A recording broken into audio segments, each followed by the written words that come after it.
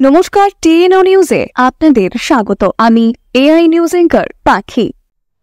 গতকাল বিলোনিয়াতে অনুষ্ঠিত হয়েছে সারা জাগানো ইউনিটি প্রোমো ফেস্ট 2025।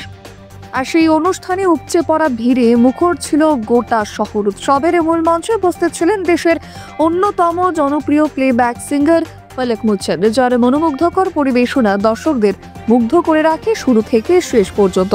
বিকেলের পর থেকেই শহরের বিভিন্ন প্রান্ত থেকে মানুষের ঢল নামে উৎসব চত্বরে এবং মঞ্চে আলো সাউন্ডের ঝলকানিতে পলকের লাইভ পারফরমেন্স সব মিলিয়ে এক অনবদ্য আবহ তৈরি হয় গোটা বিলোনিয়ায়। রাজ্য সরকার এবং আয়োজক কমিটির সদস্যদের মতে এই বছর উৎসবের প্রতি মানুষের সারা চোখে পড়ার মতো ছিল।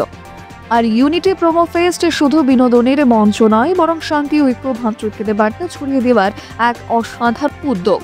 বিলোনিয়ার মানুষ সেই বার্তাকে বরণ করে নিয়েছে উৎসবের উচ্ছ্বাসে।